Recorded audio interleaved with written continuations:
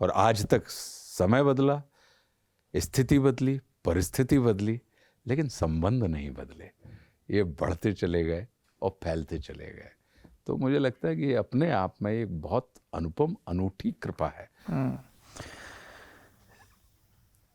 आपकी एक और गुरु हैं, वो कैसे मिली आपको, उनके बारे में बताइए। उनका नाम रेणुका है। रेणुका जी हमारे, जब मैं, आप उमा बुलाते हैं या जी उमा बुलाते हैं कि? जी मैं उमा बुलाता हूँ रेणुका जी को। और तो उनकी नाम परिवर्तन की क्या कहानी है? नहीं नहीं, उनके घर का नाम ही उमा है। अच्छा। और रेणुका उनके जैसे अपने यहाँ होता है ना कि स्कूल का नाम, जी जी, और हम घर सबका का नाम, वही। तो हाँ। उनका नाम उमा है। ओके। और रेणुका उनका कागजों में नाम है। तो मैं जब मुंबई पहुंचा, किस बरस? 94 में। रिपर्टरी के मोह में नहीं पड़े? हाँ, रिपर्टरी ना के ना ना ना रंगमंडल ना के ना मोह ना। में नहीं पड़े? हमारा यहाँ खत्म हुआ और पूज्य दद्दा की चिट्ठी आई थी 91 में, जब वो हम उस कैथारसिस में थे कि निकल जाएं, छोड़ दें, कैसा करें। उस दौरान उनकी चिट्ठी आई कि शालीनता से अपना, हमारे बड़े भाई चिट्ठी लेके आए थे, शालीनता से अपना प्रशिक्षण पूरा करना है और प्रशिक्षण पूरा करने के बाद अगले आदेश की प्रतीक्षा करनी है। तो हमने यहाँ पे 94 में, हम यहाँ मई में पास आउट हुए। मैंने अपना सामान रखा झांसी में, और झांसी से मैं पहुंचा, मैं गाडरवारा भी नहीं गया, मैं झांसी से पहुंचा घनश्याम बाग, कूड़ा, दद्दा के पास। और दद्दा ने कहा कि बेटा एक काम करो, 16 जून को तुमको मुंबई के लिए निकलना है, सब छोड़ो, रेपेट्री हो गए बहुत नाटक वगैरह सब, तो अपन को तो बेटा बम्बई जाना है। तो बम्बई आ गया मैं। तो मेरी एक मित्र थी जिनको मैं बहुत मानता हूँ, शंपा शाह, सिरेमिक आर्टिस्ट हैं, भोपाल की हैं। डॉक्टर रमेश चंद्र शाह जो साहित्यकार हैं, बहुत बड़े साहित्यकार, बहुत बड़े साहित्यकार, उनकी पुत्री हैं।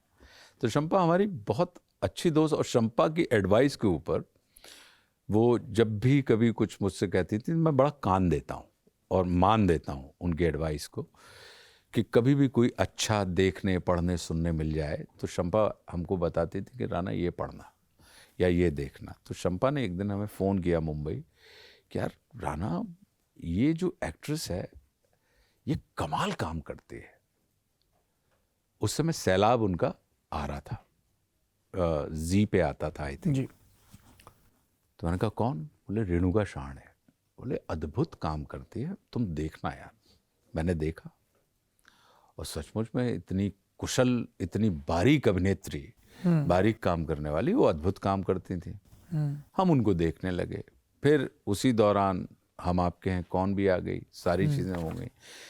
लेकिन हमारी सिर्फ, हम प्रशंसक थे उनके अभिनय के बहुत बड़े। फिर हंसल मेहता ने एक फिल्म बनाई जयते नाम की, जो रिलीज नहीं हुई। हुई थी रिलीज? मुझे पता नहीं, मैंने उसका ट्रायल देखा था। जो प्रकाश मेहरा साहब का स्टूडियो था मुंबई में, सुमित स्टूडियो करके, वहाँ पे उन्होंने ट्रायल रखा था, उसमें मुझे बुलाया था उन्होंने। तो अब हम अकेले जाने के पक्षधर नहीं थे, तो हमारी मित्र थी राजेश्वरी सचदेव जो एक्ट्रेस हैं, और तेजस्विनी कोल्हापुरे। तो मैंने राज से कहा, मैंने कहा राज ट्रायल है तो तुम चलोगी? तो राज ने कहा चलते हैं। तो हम, राज और तेजस्विनी तीनों गए। राजेश्वरी और रेणुका बहुत अच्छी मित्र थी, तो हंसल ने रेणुका को भी बुलाया हुआ था वहाँ पे। तो राज ने हमारा इंट्रोडक्शन कराया, और हम लोगों ने तकरीबन मतलब आधा घंटे बेतकल्लुफ़ होकर बात की। और उसके बाद फिल्म जब ख़त्म हुई, तो फिल्म ख़त्म होने के बाद मैंने और 10 मिनट हम लोगों ने आपस में बात की। मैंने उनसे पूछा कि आप कैसे जाएंगी, कहाँ रहती हैं आप? बोले मैं दादर रहती हूँ। मैं चेंबूर रहता था। तो मैंने कहा आप बाहर निकले? तो मैंने कहा आप कैसे जाएंगी? तो बोले मैं टैक्सी से जाऊँगी। अब ये कल्चरल शॉक था हमारे लिए कि इतनी बड़ी एक्ट्रेस, सुरभि, सर्कस, सैलाब, इम्तिहान, हम आपके हैं कौन, और ये कह रही हैं टैक्सी से। मैंने कहा आप अब कैसे पूछें कि, तो बोले नहीं आज संडे है तो मैं अपने स्टाफ को छुट्टी देती हूँ और ड्राइव मैं करती नहीं हूँ, एक दिन छुट्टी उनको भी देती हूँ मैं। तो मैंने कहा मैं आपको छोड़ दूँ? बोले आप कहाँ रहते हैं? मैंने कहा मैं चेंबूर रहता हूँ। बोली मैं यहाँ पे जन्मी हूँ, मुंबई मेरा जन्म स्थान है, मैं यहाँ पे पढ़ी लिखी हूँ, मैंने आज तक कोई रास्ता वाया दादर चेंबूर का नहीं देखा।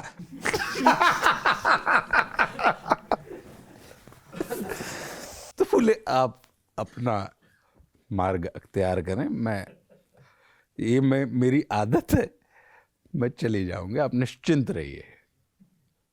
यार झेपे कि हंसे, क्या हुआ उस समय? नहीं मतलब मुझे, अब बुंदेलखंडी आदमी है तो अंदर तो झेप तो नहीं थी, अंदर ये था कि यार ये तो मतलब ठीक बात तो नहीं है, लेकिन ठीक है, उसको बहुत ऊपर से ऐसा लिया कि हाँ नहीं नहीं बात ठीक है आपकी। मैंने तो बस ऐसे ही पूछ लिया। अच्छा, दौची सी लग गई है, हाँ, ऊपर चोट चीजें, नहीं हाँ, दिख रही, चीज, भीतर मुंदी चोट जिसको कहा जाए कि मुंदी चोट थी। हो गया साहब। रवि राय साहब, अच्छा मेरी दुश्मन आ चुकी थी, उनको मेरे बारे में कुछ नहीं पता था। ये एक और अंदर बात थी कि यार हम जान रहे हैं और दुश्मन का इतना हंगामा और इनको पता नहीं मेरे बारे में, हर कोई गोकुल के बारे में बात कर रहा है और इनको नहीं पता। चलो ठीक है, वो तो ये बात हो गई कि ठीक है नहीं पता होगा। रवि राय उन्होंने कहा कि यार आशुतोष मैं तुम्हारे साथ और रेणुका को लेके एक सीरियल बनाना चाहता हूँ, सीरीज करोगे? मैंने कहा करेंगे, और रवि राय के हम बड़े प्रशंसक थे। तो एक सीरीज उन्होंने प्लान की और दशहरा आया, हम बस अभी तक मिले ही हैं उनसे एक ही बार, रेणुका जी से जयते की ट्रायल पे। ये सितंबर की बात होगी, दशहरा आया अक्टूबर में। तो उन्होंने एक स्टूडियो खोला था रवि ने, तो उसकी पूजन के लिए बुलाया था। मैंने कहा कौन कौन है, तो एक काम करो मुझे रेणुका का नंबर दो तो मैं उनको विश कर देता हूँ दशहरा। तो उन्होंने हिदायत के साथ मुझे नंबर दिया, बोले देखो आशुतोष मैं उनको भाई साहब कहता हूँ। ठीक, रात 9 बजे के बाद आप फ़ोन मत करना, आप ब्लैक लिस्टेड हो जाएंगे। मैं भी कभी रात 9 के बाद संसार का कोई व्यक्ति वो फ़ोन उठाती ही नहीं है। मैं कहा ओके। दूसरी चीज़, घंटी बजेगी, फ़ोन उठेगा नहीं, आंसरिंग मशीन बजेगी, अगर आपने उस आंसरिंग मशीन में अपना जवाब नहीं छोड़ा तो आप ब्लैक लिस्टेड हैं, ध्यान रखना। यार आप मतलब ऐसा क्या मतलब मुझे करना है, मैं विश ही करना है? बोले नहीं मैं बता रहा हूँ, तो अगर ये सब होगा तो तुम विश अगर करना चाहते हो और लैंडलाइन का नंबर ही मिलेगा, मोबाइल का नहीं मिलेगा। मैंने कहा मुझे मोबाइल का चाहिए भी नहीं, मुझे विश करना है यार। और कोई शर्त हो तो वो भी बता दो, बस विश करना। तो जैसा उन्होंने कहा था वैसे हुआ, घंटी बजी, आंसरिंग हुआ। मैंने उस पर कहा कि मैं आशुतोष राणा बोल रहा हूँ, रेणुका जी दशहरा की बहुत सारी शुभकामनाएं। हमने अपना नंबर ही नहीं छोड़ा। आपने कहा कि जब हमको विश करना है और आप जब नंबर छोड़ते हैं तो इसका मतलब आप बाध्य कर रहे हैं सामने वाले को कि कॉल बैक करो। आपको करना होगा तो जैसे मैंने ढूंढा है, कोई परमाणु का वो तो है नहीं कि बड़ा सीक्रेट है नंबर नहीं मिलेगा, आप ढूंढ लेंगे और इससे टेस्ट भी हो जाएगा कि आपको करना है कि नहीं करना है। ठीक है। तो अगले दिन जब मैं घर पहुंचा तो मेरी बहन, मैं अपनी बड़ी बहन के साथ रहता था चेंबूर में। तो दीदी ने कहा जीजी ने कि वो रेणुका शाहड़े का फ़ोन आया था तो तुमने उनको विश किया होगा। तो उन्होंने कहा कि राणा जी को धन्यवाद बोलिएगा और बहुत बहुत धन्यवाद, सॉरी मैं फ़ोन उठा नहीं पाई, मैं शूट कर रही थी। मैंने कहा ठीक। मैंने दोबारा फ़ोन किया, आंसरिंग बजी, मैंने कहा आपका बहुत बहुत धन्यवाद कि आपने कॉल बैक किया। ठीक है, और फिर रख दिया। अगले दिन जब मैं पहुंचा घर तो रेणुका जी बोली कि भैया ये रेणुका का फ़ोन आया तो ये मोबाइल नंबर दिया है उन्होंने कहा कि ये वो फ़ोन कर रहे हैं तो मैं नहीं हूँ, मैं फ़ोन कर रही हूँ तो वो नहीं है, तो आप एक काम कीजिए, ये मेरा मोबाइल नंबर है दीदी, आप उनको दे दीजिएगा। अब हमारे साथ समस्या ये थी कि हमारा दिन ही शुरू होता था रात में, और रवि ने हिदायत दी हुई थी कि 9 बजे के बाद खबरदार फ़ोन करोगे तो ब्लैक लिस्टेड हो जाओगे। मैंने कहा अब जो होना है पहले ही दिन हो जाए। मैंने रात को 10 बजे फ़ोन किया सौरभ, और वो भी मोबाइल पे, और 1.5 घंटे हमने बात की। ठीक है, ये 1.5 घंटे हमारी बातचीत हुई। अब एक और झंझट, उन्हें कविताएं बिल्कुल पसंद नहीं है। मुझे कविताएं बहुत पसंद है। वो मुझे गद्दे लगता था वाली कि वो अमोघ अस्त्र है मेरा। है ना, मुझे लगता था कि कविता, अब वो एक समस्या है कि कैसे होगा। लेकिन 1.5 घंटे हमने बात की और बड़े अच्छे से उन्होंने बात की। अब ये हमने एक्सटेंड कर लिया टाइम अपने लिए कि अब 1.5 है तो मतलब 10 बजे तक का तो हमने शुरू ही किया, वहाँ से 11:30 बजे तक हमने बात की। अगले दिन मैंने उनको 11 बजे कि बस यूं ही रात को, तो उन्होंने 11 बजे भी आंसर किया। उस दिन भी हम लोगों ने 1-1.25 घंटे के लगभग। अब धीरे धीरे ये सिलसिला बढ़ते बढ़ते रात के 1:30-2 जो हमारा टाइम, जो मेरा टाइम, वहाँ पे पहुँच गया। और बाकायदा हमारी बहुत अच्छी हम मिले नहीं, हम फ़ोन अ फ्रेंड हो गए, हम फ़ोन के ऊपर दोस्त हो गए, और बहुत अच्छी हमारी और मित्रता क्या हो क्या गई, विषय वस्तुएं होती थी? संसार भर की। और मैं उनको कविताएं सुनाता था और वो बेचारी सुनती थी। ठीक है, क्योंकि हमको लगा कि यार ये तो हमारे साथ जीवन भर का है, ये हम कब से छिप छिप के हम गुनगुनाएंगे कविताएं, क्या मतलब है इसका कि जिससे आप प्रेम करते हैं। कौन सी आपने पहली कविता सुनाई थी? कई सारी कविताएं, जैसे अपना रश्मि रथी से लेके प्रेम की कविताओं में मैं नहीं पढ़ा, मैंने कहा क्योंकि ये मैं प्रेम में पढ़ रहा था। क्योंकि शौर्य की कविताएं गा के। शौर्य की कविताएं, हे भारत के राम जगो है, रश्मि रथी है, आपकी अपनी गीत फरोश जो भवानी बाई की। भवानी प्रसाद मिश्र जी की है, ये सब कविताएं मैं जो थिएटर में भी मतलब जिनका, और वो चूंकि उनका थिएटर का बैकग्राउंड है, होते होते दिसंबर आ गया, हम बहुत अच्छे मित्र हो गए। मतलब अब हम मिले नहीं अभी तक मिले नहीं हम। अब हम दिन में 1 बार नहीं 3 बार बात करते हैं। ठीक, मतलब उस समय की मैं बात कर रहा हूँ। वो शूट कर रही हैं अंताक्षरी का गोवा में, 1998 दिसंबर मेगा इवेंट होता था, और मैं शूट कर रहा था हैदराबाद में एक फिल्म के लिए। कौन सी? आई थिंक जानवर का शूट था हैदराबाद में, 97। हाँ जानवर का ही होगा। जानवर। वहीं से तो फिर फ्लाइट पकड़ के आप आए थे संघर्ष के। हाँ, वहीं से आया था। तो मैं आया और ये डिसाइड हुआ कि यार बताओ, अपने 3-1 महीने हो गए, 2.5-3 महीने हम मिले ही नहीं है। मैंने कहा मिलना तो है। ये उन्होंने कहा होगा आपसे? नहीं, मतलब ये तो ठीक से बताइए ना, मतलब ऐसा लग रहा है गोया नायिका उद्यत है मिलने को और नायक निश्चित। हाँ, तो ये मतलब मन में आया हमारे, हमने कहा अपन मिले ही नहीं है, ये तो ठीक बात नहीं है। लेकिन मन में साथ में ये चल रहा था मेरे कि यार ऐसे तो नहीं मिलना है, क्योंकि ये तो प्रेम है बॉस मेरी तरफ से, लेकिन इनकी तरफ से मुझे सनद बिल्कुल नहीं मिल पा रही कि ये क्या है। और कहीं अगर आपने प्रपोज किया और अगर ऐसा कुछ नहीं है तो ये मित्रता भी हाथ से जाएगी, और मैं मित्र के रूप में इनको खोना नहीं चाहता, क्योंकि ये बहुत, जिसको कहते हैं कि दबंग मित्र है। तो मैंने कहा क्या करूं, कैसे थर्मामीटर लगाऊं। तो मैंने कविता उस दिन पहली बार प्रेम की कविता सुनाई, रात को 1:30 बजे फोन किया। कौन सी?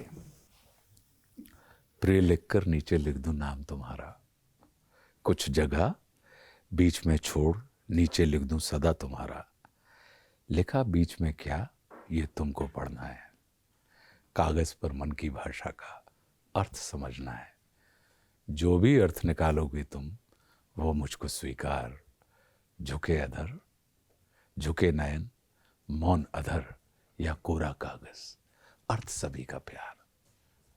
ये हमने ओपन एंडेड, जो आपने चर्चा की शुरुआत में कहा था, ये छोड़ दिया। उन्होंने सुना, बोले Rana ji, I think I am in love with you.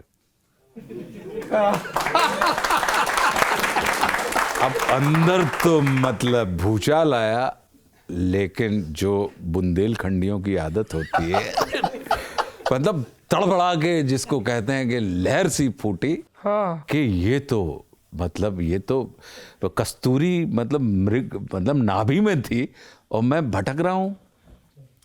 तो मैंने जज्ब किया, मैंने कहा अच्छा।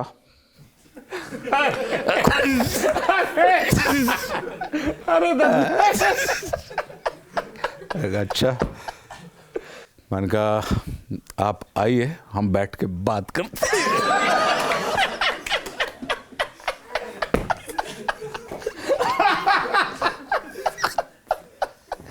बात करते हैं। और मैंने कहा अब देखिए क्या है कि ऐसा ना हो कि अपन साल ही बदल जाए, मिले नहीं। तो आप 30 को लौट आएंगे, मैं 31 को आता हूँ रात 8 बजे, और मैं आपसे मिलके फिर अगले दिन सुबह वापस लौट जाऊंगा। एज यूजुअल हम पहुंचे और 8। नहीं, पहले बताइए फोन रखते ही आपकी रिएक्शन क्या था? अरे फोन मतलब यानी आप जिसको आप कहें कि उस समय गुरुत्वाकर्षण केंद्र से आप बाहर हो चुके थे। मतलब जब चांद की यात्रा करेंगे तो आप कैसे फ्लोट करेंगे? आपका कहीं कोई आधार नहीं है किसी भी किस्म का, आप सिर्फ हवा में, आप बिल्कुल फ्लोट कर रहे हैं। और अंदर इस कदर का उत्साह था। और मैं अब 31 गिन रहा हूं कि 31 कैसे आए। 31 आई, 8 बजे का हमने उनसे कहा था, लेकिन हमारे उनके 8 मतलब 8। ये एक और विचित्रता है हमारे साथ। और हमारे 8 मतलब 10 बजे हम आ गए, मतलब 8 बजे, ऐसा वाला हमारे साथ सिस्टम था। अब बहुत सुधर गया है। अब आपके 8 कितने बजे बजते हैं? 8। इससे ही अंदाज लगाओ, 6 की बात थी उदय, 6 बजे मतलब 6 बजने में 3 मिनट कम पे हम आपकी गली में थे। पर इसका श्रेय मैं आपको नहीं, रेणुका जी को ही दे रहा हाँ, हूं। मैं भी उन्हीं को दे रहा हूँ भाई। मैं अपने ऊपर नहीं ले रहा हूँ जी। तो 8 बजे, 10 बजे हम पहुंचे। बस फिर जो पहुंचे, और उसमें चर्चा क्या करनी थी, वो तो मिलके ही कहना था। मैं उनके घर गया और उनके घर गया, और फिर मैंने नहीं, वो हमारे चक्कर में उन्होंने यारी रोड पे एक नया मकान ले लिया था, ठीक है, कि उसके पर जिसमें वो रहती नहीं थी। लेकिन हमने प्रेरित किया कि अब आप मतलब माता पिता के साथ अभी तक अब आप रह रही हैं, कोई अब आपको रहना चाहिए, अकेले रहना चाहिए, थोड़ा इंडिपेंडेंट होना चाहिए। तो वो व्यवस्था तो उनका जो था वो वहाँ से, तो मैं गया, उनसे मिला, और अब आज हम दोनों दो बहुत बेहतरीन प्यारे बच्चों के साथ आज हमारे विवाह को और कोर्टशिप को 3 साल हमारी कोर्टशिप चली, 98 टू 2001। और 2001 में दद्दा ने निर्णय लिया था कि शादी करनी। हम दोनों को शादी करनी ही नहीं थी। इनफैक्ट हमारा ये मानना था कि हम मित्र के रूप में हम कमिटेड रह सकते हैं ना जीवन पर्यंत। इसके लिए कोई वैवाहिक बंधन में क्यों। और मुझे ये लगता था शादी के पहले कि यार मैं मतलब बदल जाऊंगा। लेकिन आज मैं इस अनुभव के बाद मैं ये बोलता हूँ कि marriage is not a matter of change, it's a matter of exchange. ये बदलने का नहीं, बढ़ने का विषय है। आप एक दूसरे को बढ़ाते हैं। तो पूज्य दद्दा ने जब ये निर्णय लिया, पहला उनका यज्ञ हुआ था। की हुई सूचित करने में उनको या नहीं? नहीं, मैं बताता हूँ आपको। जब 2001 में पूज्य दद्दा कार्यक्रम करके आए और मैं उनको बाई रोड छोड़ने जा रहा था नागपुर, तो दद्दा आनंद में थे, दद्दा और ये सारे लोग आए थे मित्र के तौर पे, रेणुका जी भी। और पूज्य दद्दा से 99 से वो मिलना शुरू हो गया था उनका। बोले बेटा बहू आई थी, मेरे गुरु भाई बैठे थे एक और पीछे गाड़ी, तो मुझे लगा दद्दा, और बेटा रेणु ने इतनी प्यारी बात कही हमसे, तो मुझे लगा कि वो उनकी पत्नी की बात कर रहे हैं, क्योंकि उनकी पत्नी का नाम रेणु है।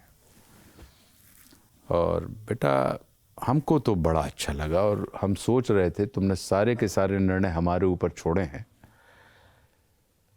और हम सोच रहे थे कि बेटा कोई ऐसी लड़की मिल जाए जो तुमको बेटा साध सके, और अब हमको मिल गई और हमने तय कर लिया। मेरी जिंदगी में पहली बार काउंटर क्वेश्चन किए मैंने दद्दा जी से, वो पहला और अंतिम। नहीं तो उसके पहले कभी गुरु शिष्य के बीच में उन्होंने जो कहा जी ही निकला है हमारे मुंह से, या ये कहें कि उन्होंने जी ही निकलवाया है। पहली बार उन्होंने कहा जी, बोले बेटा हमने तय कर लिया है, और रेणु बहू आई थी, और हमको तो बेटा जम गई। हम कहते था कौन की बात कर रहे हैं आप? बोले बेटा रेणुका की बात कर रहे हैं, और बहुत अच्छी, हमने तो तय कर लिया बेटा कि तुम्हारा विवाह इससे होना चाहिए। मैंने कहा दद्दा 2 दिन में हम अलग हो जाएंगे। बोले कैसे? दद्दा वो जो है, मैं ठेठ आस्तिक आदमी हूँ, और उनके यहाँ 3 पीढ़ियों से दद्दा शोकेस में भी, मतलब सजावट के उसमें भी भगवान जी के चित्र नहीं है। बोले अच्छा। दद्दा ने कहा कि तू नास्तिक है, वो आस्तिक है। मैंने कहा कैसी बातें कर रहे हैं आप दद्दा? मैंने कहा तुम हमको ये बताओ जी। बोले वो अपने 10 कार्यक्रम करती है अपने मिजाज के, तो उसमें से तुम कितने में जाते हो? मैंने कहा 2 या 3 में। और बोले तू अपने मिजाज के 10 कार्यक्रम करता है, उसमें से वो कितने में आती है? मैंने कहा 10 के 10 में। तो बोले विश्वासी कौन हुआ, तू के वो? अंतर इतना है कि उसको उस पर विश्वास है जिसको वो रोज देख रही है, और तुमको उस पर विश्वास है जिसको न तुमने देखा है ना हमने देखा है। बोले आस्तिकता का मतलब क्या होता है? बोले विश्वास। बोले फालतू की बात मत करिए, आप जाइए और जाके कहिए उनसे कि मैं आपसे विवाह करना चाहता हूं, और सुनो लड़का बन के मत जाना, याचक बन के जाना। मेरे कह रहे याचक बन के जाना, उससे प्रार्थना करना कि मुझे आपके साथ विवाह करना है। हमने फैसला कर लिया है जी, बस फालतू की बात नहीं। मतलब दद्दा आपके ठसपने से भी वाकिफ थे अच्छे से? हाँ। तो हमने कहा जी। और बोले रही तुम्हारी ये अगरबत्ती वाली बात, अगरबत्ती की आस्तिकता की बात, तो 2 मिनट का काम है जी, वो सब हो जाएगा। अगर तुमको उसी में नशा लगता है कि नहीं, जब तक कोई अगरबत्ती नहीं जलाएगा, घंटी नहीं बजाएगा, तो तुम उसको आस्तिक नहीं मानोगे। फालतू की बात करते हो कि नास्तिक नहीं है, नास्तिक है। सौरभ, मैं दद्दा को नागपुर छोड़ के घर गया दादर रेणुका जी के। ये कंप्यूटर टेबल है, तो ऐसी उनकी अपनी स्टडी टेबल है जिस पे कंप्यूटर है। मैंने देखा कि जो कार्ड मैंने दद्दा के कार्यक्रम के छपवाए थे, उसमें दद्दा की तस्वीर थी, तो तस्वीर कटी हुई है और वो टेबल पर रखी हुई है, और अगरबत्ती की एशेस वहाँ पे दद्दा की तस्वीर के सामने डली हुई है। मतलब रही अगरबत्ती की बात हो जो दद्दा ने मुझसे अभी रास्ते में बोला है। अब मुझे लगा, मैंने कहा ये क्या है? बोले कि पता नहीं राणा जी, कल अचानक इच्छा हुई कि मुझे दद्दा जी को अगरबत्ती लगानी चाहिए। तो मेरे पास कोई फ़ोटो थी नहीं, आपने जो कार्ड दिया था उसमें से मैंने काटी, और मेरे पास ये स्टैंड भी नहीं था अगरबत्ती का, तो मैंने वो मंगवाया और मैंने लगा दी। मैंने कहा अच्छा, बहुत अच्छा है। मैंने कहा एक निवेदन है कि मैं आपके साथ विवाह करना चाहता हूं, क्या आप करेंगे? अब मित्र तो हैं वो हमारी। यूं देखा, बोले दद्दा जी से पूछ लीजिए, दद्दा जी कहेंगे तो करेंगे। मतलब जो भाषा मेरी है। तो मैंने कहा अच्छा। तो मैंने कहा मैं आई से बात कर लूं? कर लीजिए। आई के पास गया, तो कहा आई ऐसा ऐसा है, मैं विवाह करना चाहता हूं।